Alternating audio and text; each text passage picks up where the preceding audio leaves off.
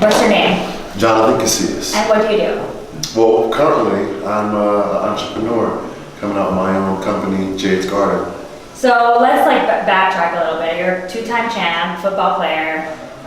When did you start playing? How did that happen? Tell me the story. Well, first year playing football ever was in high school. Mom didn't let me play for. Oh, really? Yeah, and all my friends played, and I was lucky enough to go to Wisconsin, play 4 years there on scholarship, and then in 2009, my rookie season, I went to New Orleans Saints. Played there 4 years, won a Super Bowl my rookie year. How was that experience? Amazing. There's really nothing like it.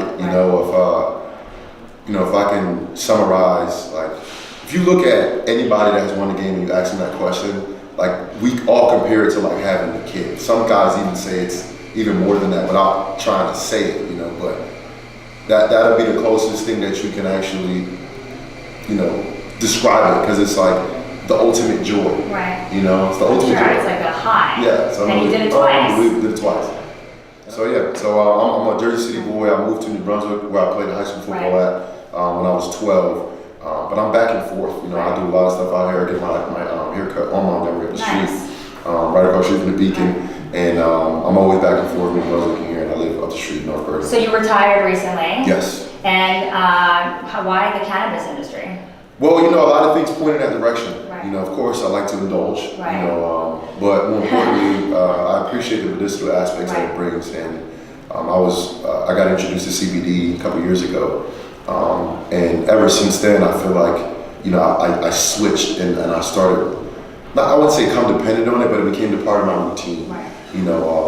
Not like some of the things that came part of my routine, like a thing called Toradol, which I took before games to mask my injuries. That came part of my routine too. Right. You know what I'm saying? But what I'm saying, the CBD helped me kind of alleviate the dependence on a Toradol or a Viking or a pain pill or something like that. Which is great, yeah. So it helped that transition, and I rubbed it on my body in certain parts, and I remember my wrist. It was after a couple seasons ago, my wrist. I had really bad wrist injuries, and after the season, like anybody does, we rest. We don't touch weights, we don't do anything. We just rest and let our bodies heal. Right. And I did that, and a month or two later, I started working out, and I really couldn't bend my hand, my wrist too much. I couldn't plank during the season. I couldn't plank at all, and I can bust out sit push-ups like it ain't nothing. Right.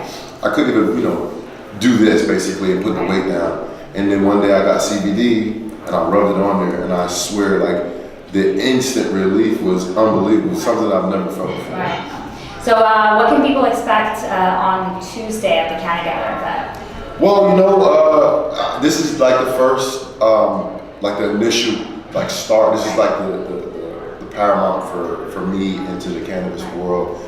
So I'm me. I've been a very honest person with myself throughout the years, and that's easy for me to do when it comes to everybody else, because I'm very honest with myself and I'm my hardest critic, So as I'm transitioning away from football and into cannabis and entrepreneurship, I'm learning a lot, So there are some things that I may ask to certain people in the crowd that I might hear that you might have some information for me that I need. Yeah. And how do you feel? What's the future of cannabis? THC, CBD, all that stuff in athletics? I'm excited about it. I feel like we made a big stride at the end of last year with the Farm Bill being passed. I think that's huge when it comes to the likes of CBD and cannabis in general. It's like usually, a good first step. Especially with marijuana use, cannabis use. I think in athletics it's maybe frowned upon because it's kind of like you're an athlete. You need to keep your body on point, and I think there's misconceptions about it. Yes. Well, you know why? Because the stigma's been around since before we were all born. It's been going around since 1920, and it's really hard to get away from something that's been ingrained in our heads for so long. And it's literally something when I was a kid. I remember everybody had Dare. Marijuana was in Dare, and we thought marijuana was meth. We really thought that. That was a real thing. This is your brain on drugs. Right. And from us to be where we're at, we've made strides. But we're talking about But it doesn't a global hinder thing. athletics. Like look at Michael Phelps. you Right. know? No, it's a global epidemic, and that's the thing that's going to be one of the most difficult things. But I feel like once it breaks sports, then at the end of the day, I think it's going to be good. Hopefully, we can get it into sports before it becomes like federally, you know, because I feel like that's the way in. I feel like you go through the premier athletes, you know, the guys that you know are watched. The Super Bowl is watched. This game's gonna be watched by how many people? Right. Billions of people. You know what I mean? And we're the ones that initiate change, and then LeBron James and the Kaepernicks of the world, they've done a lot for a lot of social reform and political issues. And whether they choose to say something or not, that all means something. And I feel like we're going to be able to make a lot of strides once it be able to, I guess, it's implemented into the NFL or the NBA. And I feel like making the hemp, you know, basically legal. You know, now I think that was a good first step. There's a lot of work to be done, and I'm here for that. Yeah. So any last words? Where can people find you? All that stuff. Well, I'm on Instagram. That's kind of like my go-to. I'm on Jade_52. Yeah, I'll tag you. Okay, and then I have also Jade's Garden Jay's Garden